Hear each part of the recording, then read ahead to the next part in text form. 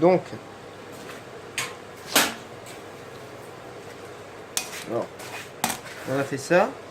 Donc je vais sortir un outil et on va faire un petit décroché là, au niveau du rond. Qu'on aurait peut-être dû, parce que là je me suis peut-être trompé, en fait on aurait dû faire ça au début avant de percer. Mais bon, ça change pas trop, mais ça aurait peut-être été préférable. Donc là, on est sur une autre enclume. Et on va faire le décroché avec cet outil. Donc on se met à la jonction du rond.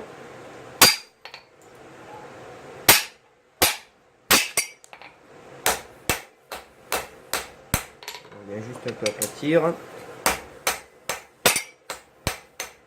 On change de côté.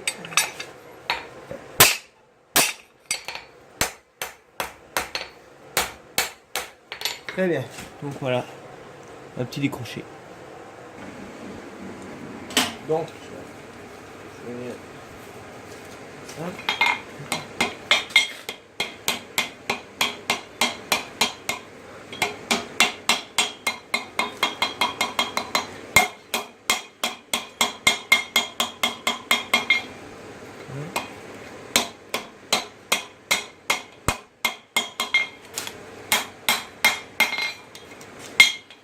Je viens taper dessus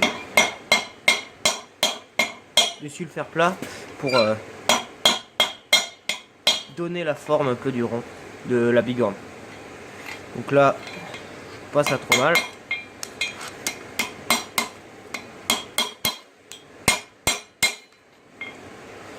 Ah, c'est plutôt pas mal.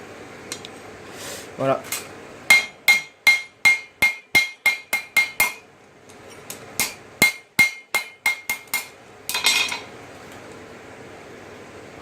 Donc là, le décapsuleur est en fait grossièrement, il est quasiment fini. On attaque le manche et après on viendra faire le décroché à la fin. Avec cet outil que j'ai fait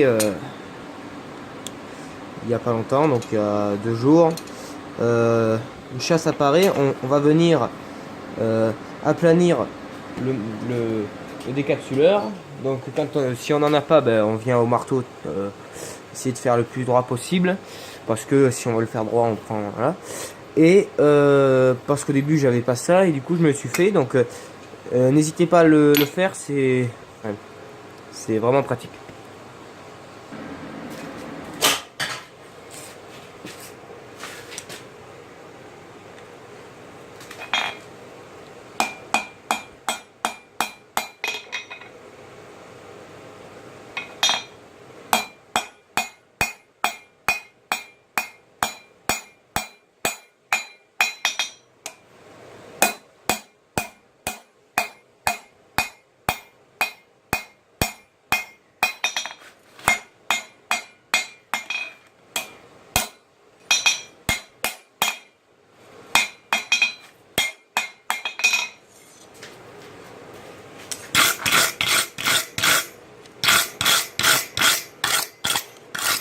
Donc, je vous recommande d'acheter une broche comme ça, c'est vraiment le top. Hein.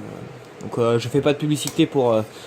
Alors, comment on pourrait le lire, Angele ou Angèle pour les Français. Donc, c'est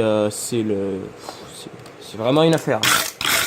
Il faut vraiment, si vous ne en avez pas et que vous hésitez, ben, je vous conseille achetez-la parce que c'est vraiment pratique.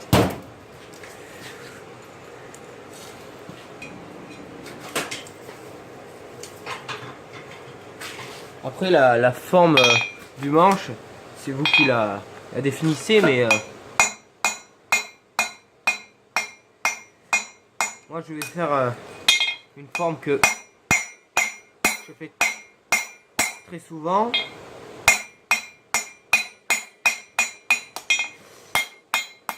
Que j'aime bien. Je viens faire en fait plus fin là et un peu plus gros de l'autre côté. Après je vais venir couper et vous allez voir ce que je vais faire.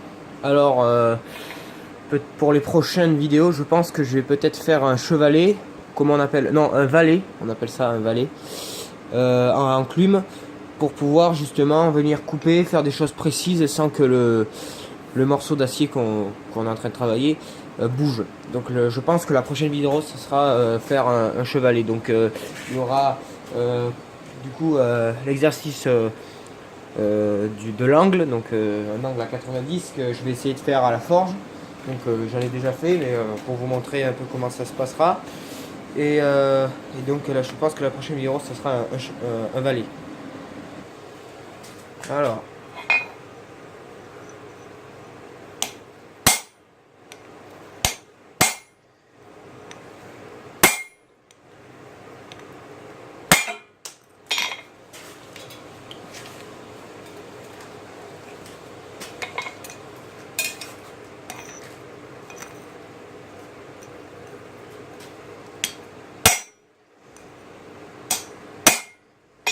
Voilà.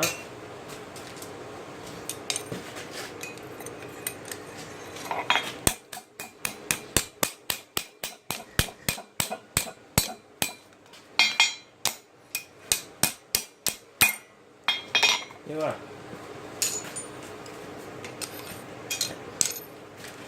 Donc un conseil, essayez de faire tous vos outils, que ce soit le poinçon pour votre signe, on va dire, enfin, non, votre marque, l'outil pour faire le trou renflé, les pinces, les marteaux, parce que c'est comme ça je pense qu'on apprend plus vite. Donc essayez vraiment au maximum de faire tous vos outils.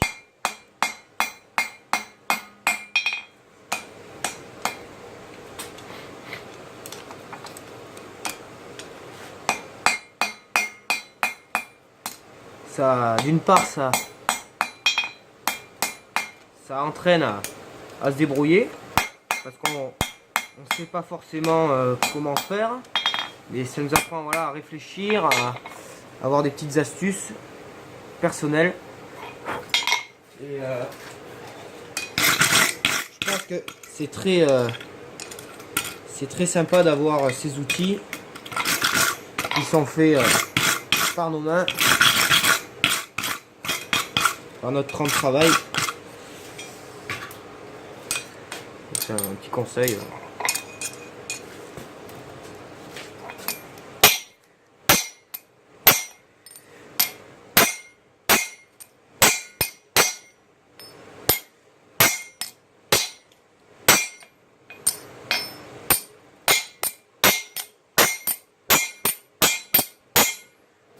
Alors il faut, c'est vrai qu'il faut beaucoup pas de volonté, mais il faut envie d'y arriver, parce que c'est pas facile.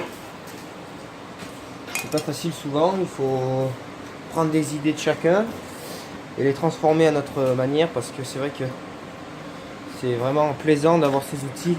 Donc par exemple, moi j'ai fait mes marteaux, voilà, par exemple